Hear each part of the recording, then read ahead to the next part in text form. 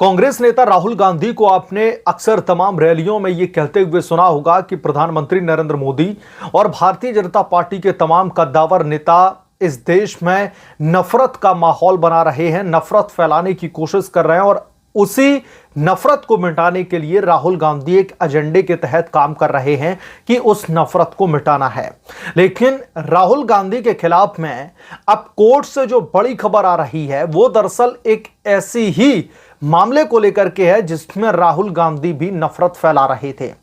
राहुल गांधी कैसे भारतीय जनता पार्टी के खिलाफ में अपनी सत्ता पर काबिज होने के लिए, बीजेपी को नीचा दिखाने के लिए किस तरीके की बयानबाजी करते हैं, कितने निचले स्तर की राजनीति करते हैं। इसमें जब कोर्ट में एक्शन लिया गया तो एक बार तो नौबत यहां तक की आ गई कि राहुल गांधी गिरफ्तार होकर के जेल में जाने वाले थे, गैर जमानती वारंट तक जारी कर दिया गया था कोर्ट की तरफ से। लेकिन राहुल गांधी बार बार लोगों को यही एक संदेश देने की कोशिश करते हैं कि वो तो नफरत की राजनीति में मोहब्बत की दुकान तलाश रहे हैं। तो राहुल गांधी के खिलाफ में कोर्ट में क्या कुछ एक्शन लिया गया है और कैसे राहुल गांधी के खिलाफ में पहले गैर जमानती का गिरफ्तारी वारंट जारी हो चुका है, ये पूरा का पूरा मामला क्या है इस रिपोर्ट में हम जानेंगे। और इसके अलावा राहुल गांधी कैसे कांग्रेस की दुर्दशा कर रहे हैं, कैसे राहुल गांधी के ही कभी खास नेता रहे प्रमोद कृष्णम दरअसल अब राहुल गांधी को ही कांग्रेस की इस दुर्दशा के लिए जिम्मेदार बता रहे हैं। इस रिपोर्ट में हम दोनों ही मामलों को विस्तार से जानेंगे, लेकिन उससे पहले आपसे आग्रह है कि चैनल को सब्सक्राइब कर लें और अगर आपको वीडियो पसंद आए तो वीडियो को लाइक जरूर करें। राहुल गांधी अपनी एक रैली में भारतीय जनता पार्टी के कद्दावर नेता और मौजूदा कैबिनेट मंत्री अमित शाह के खिलाफ में एक ऐसी टिप्पणी करते हैं जो कहीं ना कहीं भारत की राजनीति को शर्मसार कर देने वाली होती है। राहुल गांधी की तरफ से अमित शाह के खिलाफ में जैसे ही अपमानजनक टिप्पणी की जाती है, उनकी एक जनसभा के दौरान भारतीय जनता पार्टी इस मामले को एमपी पीएमएलए कोर्ट में लेकर के जाती है और राहुल गांधी के खिलाफ में मानहानि का मुकदमा दर्ज किया जाता है। जिसके बाद में झारखंड की MP PMLA court Rahul Gandhi के खिलाफ में गैर जमानती वारंट तक जारी कर देती है और राहुल गांधी की गिरफ्तारी के आदेश दे दिए जाते हैं। और इसके बाद में राहुल गांधी अपनी गिरफ्तारी से बचने के लिए झारखंड हाई कोर्ट का रुख करते हैं और वहां पर अपनी जमानत की भीख मांगते हैं और इस पूरे के पूरे मामले को जो कि भारतीय जनता पार्टी की तरफ से दर्ज करवाया गया था मानहानि का, इसे क्वैश यानी कि रद्द करने की मांग करते हैं। हालांकि झारखंड हाईकोर्ट दो फैसले सुनाता है, एक राहुल गांधी के फेवर में और दूसरा राहुल गांधी और कांग्रेस को झटके देने के रूप में। पहला फैसला आता है कि राहुल गांधी के खिलाफ में जो गैर जमानती वारंट जारी किया गया था, जो गिरफ्तारी के आदेश एक तरीके से दे दिए गए थे, उस गिरफ्तारी पर झारखंड हाईकोर्ट रोक लगा देता है। और दूसरा, जो राहुल गांधी की तरफ से यह गुहार लगाई गई थी कि बीजेपी ने जो उनके खिलाफ में मामला दर्ज कराया है मानहानि का, वो पॉलिटिकली मोटिवेटेड है, लिहाजा उसको क्वैश यानी कि रद्द कर दिया जाए। लेकिन झारखंड हाईकोर्ट राहुल गांधी की इस मांग को सिरे से खारिज कर देता है, यानी कि हाईकोर्ट भी कहीं ना कहीं यह मानता है कि राहुल गांधी से जघन्य अपराध हुआ है। उन्होंने अमित शाह के खिलाफ में जो टिप्पणी की है वो सीधे तौर पर उनकी छवि को धूमिल करने वाली टिप्पणी है, लिहाजा राहुल गांधी जो क्वैश करने की मांग कर रहे हैं इस केस को, वो नहीं किया जा सकता है। राहुल गांधी को पहले एक समन भी भेजा गया पीएमएलए की अदालत की तरफ से, एमपी पीएमएलए की अदालत की तरफ से, लेकिन राहुल गांधी उस समन पर दरअसल कोर्ट में हाजिर नहीं होते हैं। यह बहुत ही आम बात बनती जा रही। मैंने अपनी कई रिपोर्ट्स में यह दावा किया है कि आम आदमी के लिए कानून अलग और इन पावरफुल पॉलिटिशियंस के लिए कानून अलग क्यों है। अक्सर आपने देखा होगा, चाहे वो अरविंद केजरीवाल रहे हों, महाराष्ट्र की राजनीति में उठा करके देख लीजिए, झारखंड की ही राजनीति को उठा करके देख लीजिए, जो हेमंत सोरेन की गिरफ्तारी हुई, कितने पापड़ दरअसल बेलने पड़ते हैं इन्वेस्टिगेटिव एजेंसीज को इनकी गिरफ्तारी के लिए, एक के बाद एक समन भेजने पड़ते हैं। लेकिन ये लोग समन को ठेंगा दिखा करके हिंदुस्तान की जो कानून व्यवस्था है वो इतनी ज्यादा लचीली है कि इस मामले को ये डिरेल करते जाते हैं। इसका ही फायदा उठाते हुए राहुल गांधी भी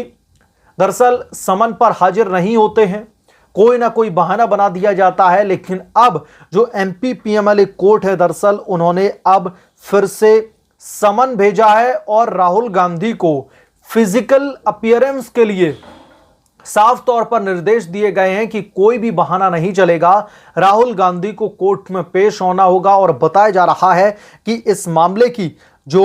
अगली सुनवाई है वो 6 जुलाई को हो सकती है और 6 जुलाई को बड़ा फैसला भी आ सकता है एमपीपीएमएलए कोर्ट की तरफ से। हालांकि अगर राहुल गांधी को झटका लगता है तो राहुल गांधी के पास में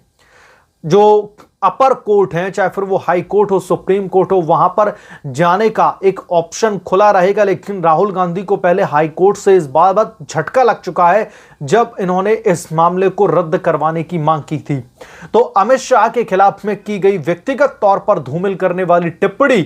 दरअसल अब राहुल गांधी के लिए परेशानी का सबब बन सकती है और एमपीपीएमएलए कोर्ट की तरफ से फरमान जारी किया गया है कि अब राहुल गांधी हाजिर हों और इस मामले पर 6 जुलाई को कोर्ट में सुनवाई होगी। जैसे ही कोर्ट से कोई बड़ा अपडेट आएगा मैं तुरंत आपके बीच में लेकर के हाजिर हो जाऊंगा। अब रुक कर लेते हैं अगली बड़ी खबर का।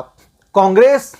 देश के नक्शे से लगातार ऐसे विलुप्त होती जा रही थी जैसे गधे के सर से सींग। हालांकि इस बार तकरीबन 100 सीटों पर कारनामा दिखा करके राहुल गांधी थोड़ी बहुत दरअसल राहत की सांस ले रहे होंगे। लेकिन जहां एक तरफ बीजेपी बैक टू बैक तीनों बार अमूमन बेहतरीन प्रदर्शन देखने के लिए मिला है,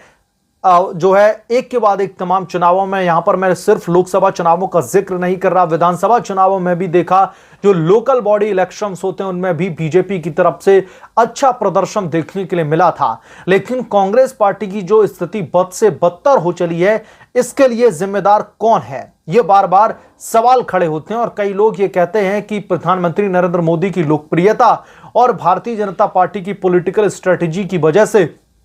कांग्रेस पार्टी दरअसल खाई में गिरती जा रही है, उसका जो वर्चस्व है दरअसल जमीनी तौर पर वो खत्म होता चला जा रहा है। लेकिन राहुल गांधी के ही खास नेता, कभी राहुल गांधी की तारीफ में कसीदे पढ़ने वाले प्रमोद कृष्णम, आचार्य प्रमोद कृष्णम अब दरअसल राहुल गांधी पर ही कांग्रेस की बद से बदतर की स्थिति का ठीकरा फोड़ रहे हैं। क्या कुछ कहा मैं आपको बता देता हूं। दरअसल ये पूरा का पूरा विवाद ऐसे शुरू होता है कि राहुल गांधी रायबरेली में पहुंचते हैं एक जनसभा को संबोधित करने के लिए,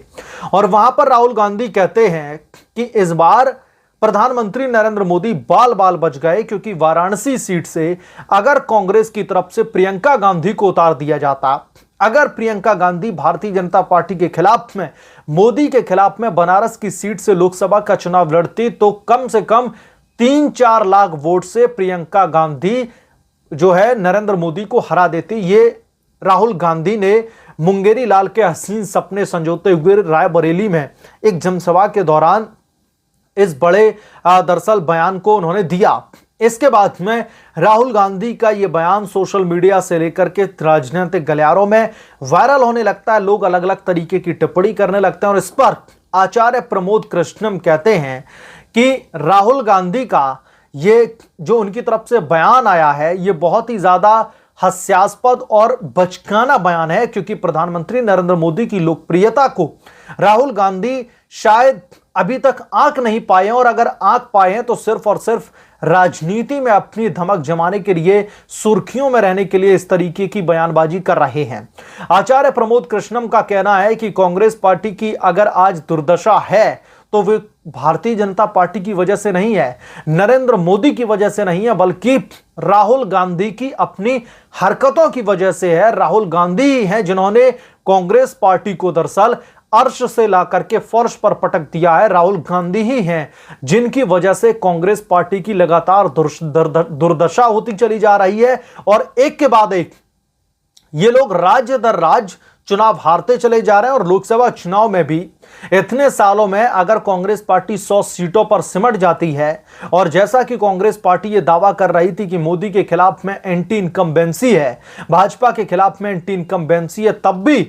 भाजपा अपने दम पर 240 सीटें लेकर के आती है, तो इसकी दुर्दशा का जिम्मेदार कोई और नहीं बल्कि राहुल गांधी खुद हैं कांग्रेस पार्टी के लिए। इतना ही नहीं,